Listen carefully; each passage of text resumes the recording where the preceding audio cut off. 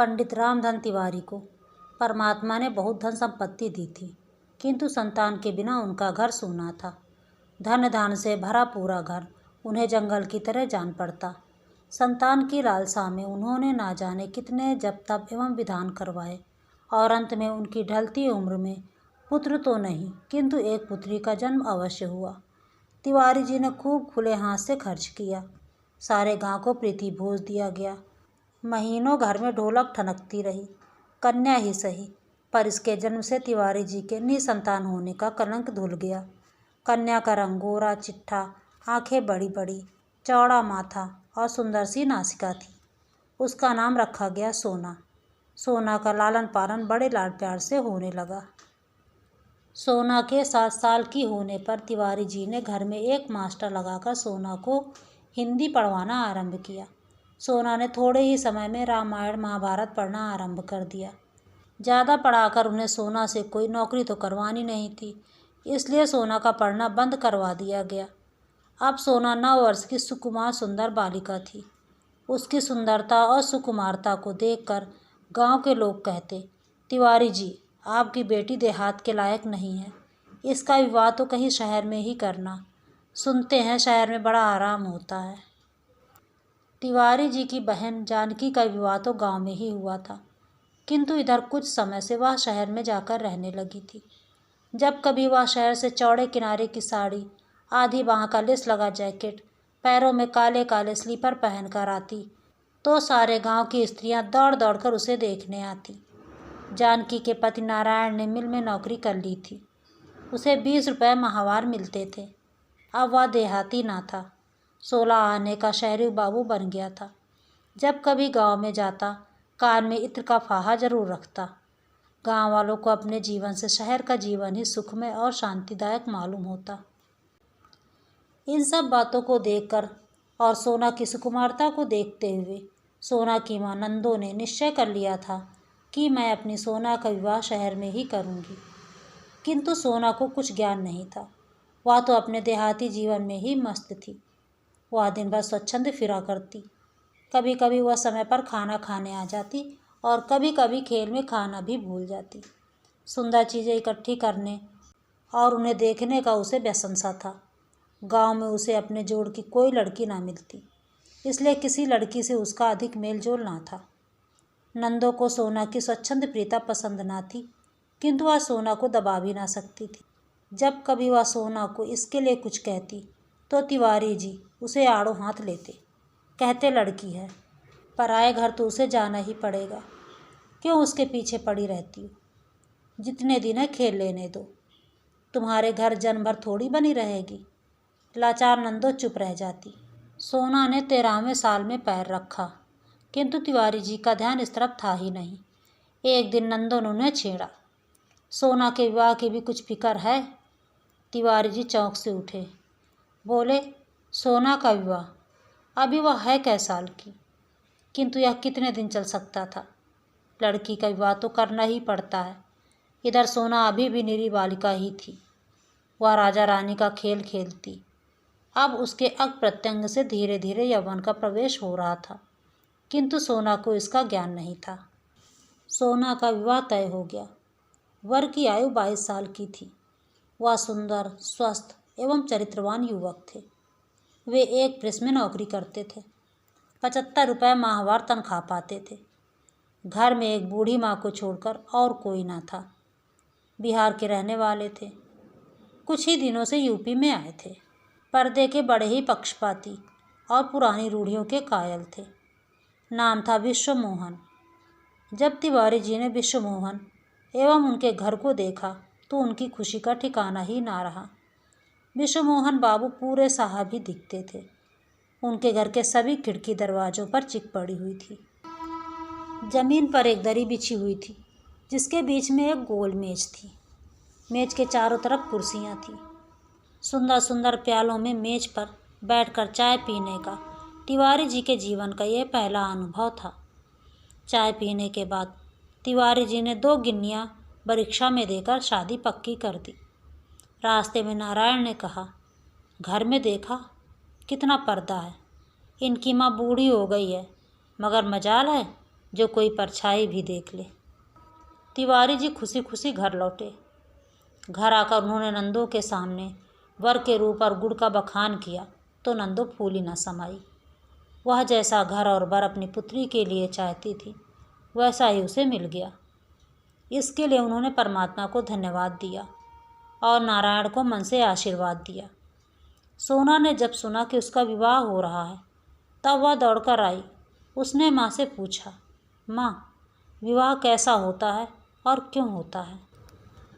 माँ समझ ही ना सकी कि पुत्री को क्या उत्तर दे, किंतु चतुर जानकी ने बात बना ली।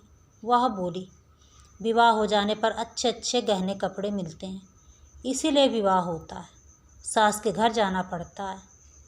सो तो मैं पहले से ही जानती थी बुआ जी कि विवाह होने पर सास के घर जाना पड़ता है। मैं कह देती हूँ कि मैं कहीं ना जाऊँगी, विवाह चाहे करो या ना करो, कहती हुई सोना खेलने चली गई। नंदी बोली, जानकी दीदी, तुम लोगों की कृपा से मेरी सोना सुखी रहे। जैसे उसका नाम सोना है वैसे उसके जीवन में सोना बरसता रहे। सोना का विवाह हो गया। रामधन तिवारी की लड़की का विवाह गांव के अन्य विवाहों से अलग था। उसमें सभी सामान शहर के लोगों के अनुरूप था। विदा के समय बेटी के रुदन को देखकर माता पिता विह्वल हो उठे। विदा के बाद पुत्री के बिछोह के साथ साथ तिवारी जी को आत्मसंतोष भी था कि उनकी पुत्री अच्छे घर में ब्याही गई है, सुख से रहेगी। सोना ससुराल पहुंची। रास्ते भर तो जैसे तैसे आई, किंतु यहाँ आकर एक कोठरी में बंद कर दी गई और बाहर की साफ हवा दुर्लभ हो गई तो उसे ससुराल का जीवन बड़ा कष्टकर मालूम हुआ। 4-6 दिन में ही वह मुरझा गई। एक दिन विश्वमोहन ऑफिस चले गए थे। सास सो रही थी। सोना आंगन के दरवाजे तक चली आई। चिक को हटाकर जरा बाहर झाँका। यहाँ देहात की सुंदरता तो ना थी, किंतु साफ हवा तो थी ही। उसी समय एक बुढ़िया वहाँ से निकली। सोना को उसने चिक के पास देख लिया।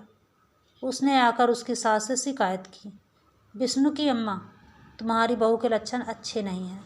सोना को समझ ही ना आया कि उसे किस काम के लिए डांट पड़ रही है। चिक के पास जाकर उसने कौन सा अपराध कर दिया। इसी बीच सोना को लेने तिवारी जी आ गए। उसने मन ही मन निश्चय किया कि वह वापस नहीं आएगी। लेकिन शहर वाले बहू को मायके में ज़्यादा दिन रहने नहीं देते। विश्वमोहन 15 दिन बाद ही सोना को लेने आ गए।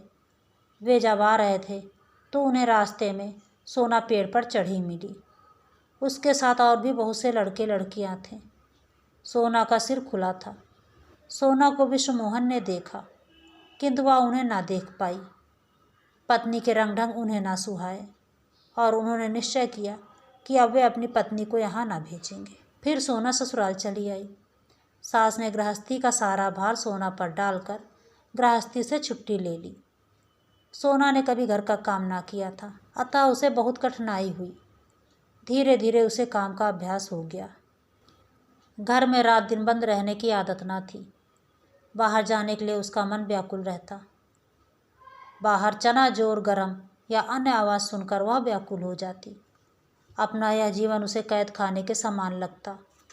सोना बहुत दिनों तक अपने आप को रोक ना सकी। वह पति एवं सास की आंख बचाकर गृह कार्य के पश्चात कभी खिड़की कभी दरवाजे के पास खड़ी होकर या जैसा मौका मिलता जाकर खड़ी हो जाती। बाहर का दृश्य, हरे भरे पेड़ पत्तियां देखकर उसे कुछ शांति मिलती। मोहल्ले वालों से यह बात सहन ना हुई।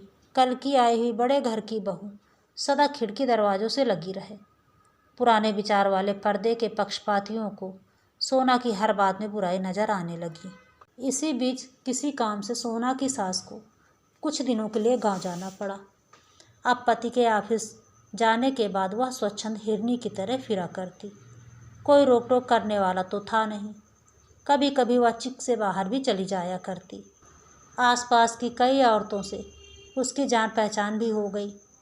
वे लोग सोना के घर आने जाने लगे। वह लोग जो सोना से घुल मिलकर घंटों बातें किया करते थे, बाहर जाकर उसके विषय में ना जाने क्या क्या कहते। धीरे धीरे इन बातों की चर्चा विश्वमोहन के कानों में भी जा पहुंची। उन्होंने गांव से अपनी माँ को बुला भेजा। साथ ही सोना को भी समझा दिया कि वह संभल कर रहे। सास के आने पर सोना पर फिर पहरा बैठ गया। सोना का मन जरा सा मौका पाते ही साफ हवा के लिए मचल उठता और वह अपने को रोक ना पाती।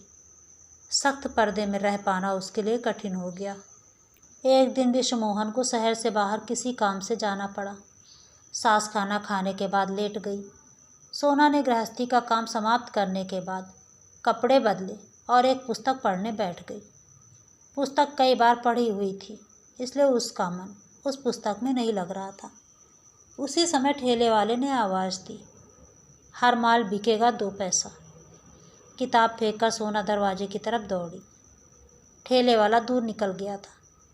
निराश होकर वापस लौटने ही वाली थी कि पड़ोस में रहने वाला बनिए का लड़का फौजी दौड़ता हुआ आया। बोला, भौजी सुई धागा हो तो ज़रा मेरे कुर्ते का बटन टाँक दो, मैं कुश्ती देखने जाता हूँ। सोना ने पूछा, कुश्ती देखने जाते हो कि लड़ने? फौजी ने मुस्कुराते हुए कहा, दोनों काम करने भौजी, पहले बटन तो टाँक दो, नहीं तो देर हो जाएगी। सोना सुई धागा लाकर बटन टाँकने लगी। फौजी वहीं फंस पर सोना से ज़रा दूर हटकर बैठ गया। गाड़ी 3 घंटे लेट थी। विश्वमोहन ने सोचा, यहाँ बैठे बैठे क्या करेंगे, चले तब तक घर में बैठकर आराम करेंगे। सामान स्टेशन पर ही छोड़कर स्टेशन मास्टर की साइकिल लेकर विश्वमोहन घर पहुँचे। बैठक में फौजू को बैठा देखकर उनके तन बदन में आग लग गई। अपने गुस्से को पीकर चुपचाप अंदर आए। माता के पास आकर बैठ गए। सोना ज्यों तो किसी प्रकार बटन टाँक कर कुर्ता फौजू को देकर अंदर आई। उसने स्वप्न में भी ना सोचा था कि जरा सी बात यहाँ तक बढ़ जाएगी। पति का चेहरा देखकर वह सहम गई। उसने डरते डरते पति से पूछा, कैसे लौट आए? विश्वमोहन ने रुखाई से उत्तर दिया, गाड़ी लेट है। सोना ने फिर पूछा, अब कब जाओगे? मोहन ने तीव्र दृष्टि पत्नी पर डाली और कठोर स्वर में बोले, गाड़ी 3 घंटे बाद आएगी, तब चला जाऊंगा। सोना के आग्रह करने पर विश्वमोहन अपने कमरे में गए। कुर्सी पर बैठकर एक पुस्तक के पन्ने पलटने लगे। पढ़ने के नाम पर कदाचित वे एक भी अक्षर नहीं पढ़ पाए। अपनी अंतर्वेदना को चुपचाप लहू की घूंट की तरह पी रहे थे। सोना का आचरण उन्हें पीड़ा पहुंचा रहा था। पति की आंतरिक वेदना उससे छिपी ना थी। उसने अपना सिर विश्वमोहन के पैरों पर रख दिया और बोली, इस बार मुझे माफ़ कर दो। अब तुम जो कहोगे मैं वही करूँगी, मुझसे नाराज़ ना हो। विश्वमोहन के पैरों पर जैसे किसी ने जलती हुई आग धर दी हो। तिरस्कार के स्वर में वो बोले, यह बात आज क्या तुम पहली बार कह रही हो? यह मौखिक प्रतिज्ञा है, हार्दिक नहीं। अब तुम्हारे इस आचरण के कारण मैं शहर में सिर उठाने के काबिल नहीं रहा। जो जी में आता है करती हूँ। भला यशोदा तुम्हारे पास बटन टकवाने क्यों आया? तुम इनकार ना कर सकती थी। सोना ने भय कातर दृष्टि से पति की ओर देखते हुए कहा, जरा सा तो काम था। पड़ोसी धर्म के नाते मैंने सोचा कि कर देना चाहिए। इसी प्रकार जरा जरा सी बातों से बड़ी बड़ी बातें हो जाया करती हैं। निभाया करो पड़ोसी धर्म, मगर मेरी इज्जत का ख्याल मत करना। कहते हुए विश्वमोहन बाहर चले गए। आहत अपमान से सोना तड़प उठी। वह कटे वृक्ष की भांति खाट पर गिर पड़ी और खूब रोई। रो लेने के बाद उसका जी हल्का हुआ। उसे अपने गांव का स्वच्छंद जीवन याद आने लगा। नदी पर गांव भर की बहू बेटियां एक साथ स्नान करने जाती थीं और फिर एक साथ गाती हुई लौटती थीं। कितना सुखमय जीवन था वो। चने के खेत में चने की नर्म नर्म पत्तियां खाया करते थे। वहाँ छीना झपटी भी हो जाया करती थी। अपने पड़ोसी कुंदन के लिए वह माँ से झगड़ कर मिठाई भी ले जाती थी।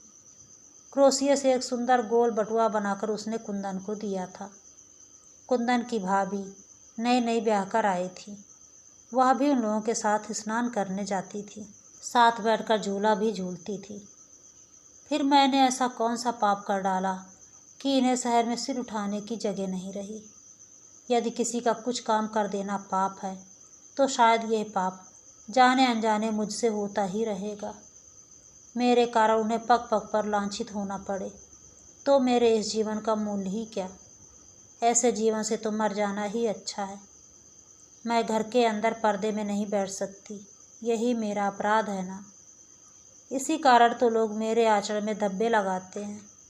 मैं लोगों से अच्छी तरह बोलती हूँ, प्रेम पूर्वक व्यवहार करती हूँ, यही मुझ में बुराई है ना। आज उन्हें मुझ पर क्रोध आया, उन्होंने तिरस्कार के साथ मुझे झिड़क दिया। इसमें उनका कोई कसूर नहीं है। पत्थर के घाट पर भी रस्सी के रोज रोज घिसने से निशान पड़ जाते हैं। फिर वे तो देवतुल्य पुरुष है, उनका हृदय तो कोमल है। इन अपवादों का असर कैसे न पड़ता। रामचंद्र जी ने भी तो जरा सी ही बात पर गर्भवती सीता को वनवास दे दिया था। फिर ये तो साधारण पुरुष ही हैं। इन्होंने तो जो कुछ कहा ठीक ही कहा, पर इसमें मेरा कौन सा दोष है। जब इन्हीं को मेरा आचरण ठीक नहीं लगता तो मैं जीकर क्या करूँगी। इसी प्रकार के अनेक संकल्प विकल्प सोना के मन में आए और चले गए। 3 दिन बाद विश्वमोहन लौटे। जाने से पहले उनमें और सोना में जो कुछ बातचीत हुई थी वे उसे प्रायः भूल से गए थे। सोना के लिए एक अच्छी सी साड़ी, स्लीपर और कुछ हेयर क्लिप लिए हुए वे घर आए, किंतु सामने ही चबूतरे पर उन्हें फौजू बैठा हुआ मिला। विश्वमोहन उसे देखते ही तिलमिला उठे। सारी बातें ज्यों की त्यों ताज़ा हो गई। चेहरा फिर गंभीर हो गया। घर आकर वे सोना से एक बात भी ना कर पाए। माँ से 1-2 बातें कर बिना भोजन किए ही ऑफिस चले गए। सोना से ये उपेक्षा सही ना गई। पिछले 3 दिनों से वह खिड़की दरवाजे के पास भी ना गई थी और उसने ये निश्चय कर लिया था कि अब वह कभी खिड़की दरवाज़ों के पास नहीं जाएगी। विश्वमोहन के व्यवहार ने उसे अधिक खिन्न कर दिया। अपने जीवन को समाप्त करने का उसे और कोई साधन ना मिला। आंगन में लगे धतूरे के पेड़ से उसने 2-3 फल तोड़ लिए और उन्हें पीस कर पी गई। कुछ ही क्षण बाद सोना के हाथ पैर अकड़ने लगे। उसकी जबान ऐंठ गई और चेहरा काला पड़ गया। वह देख रही थी किंतु बोल नहीं सकती थी। इसी समय तिवारी जी सोना को विदा करवाने आ पहुँचे। सोना पिता को देखकर बहुत रोई। देखते ही देखते सोना के प्राण पखेरु उड़ गए। सोना सदा के लिए शांति की नींद सो गई। अपवाद की विषैली वायु उसे छू भी न सकती थी। घर भर में कोहराम मच गया। शाम 6 बजे विश्वमोहन जी ऑफिस से लौटे। घर में रोने की आवाज़ सुनकर उनका हृदय किसी अज्ञात आशंका से कांप उठा। घर आकर देखा कि तिवारी जी कन्या की लाश को गोद में लेकर दहाड़े मारकर रो रहे थे। इस बीच तिवारी जी कई बार कन्या को लेने आ चुके थे, किंतु विश्वमोहन ने विदा नहीं किया था। विश्वमोहन व तिवारी में कोई खास बातचीत न हुई। अंतिम संस्कार के बाद जब विश्वमोहन लौटे तो मेज पर उन्हें सोना का पत्र प्राप्त हुआ। मेरे देवता, मैं मर रही हूँ। मरने वाला झूठ नहीं बोला करता। आज तो अंतिम बार विश्वास कर लेना, मैं निर्दोष थी। मुझे लगता है या तो ये दुनिया मेरे लायक नहीं या मैं इस दुनिया के लायक नहीं। इस छल कपट से परिपूर्ण संसार में मुझे भेजकर विधाता ने उचित नहीं किया। आप मेरी एक कठिनाई नहीं समझ सके। एक वातावरण से दूसरे वातावरण में पहुंचकर मैं अपनों के शीघ्र ही अनुकूल नहीं बना पाई। अपने मरने का मुझे कोई अफसोस नहीं है।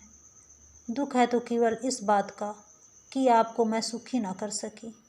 अभागिनी सोना।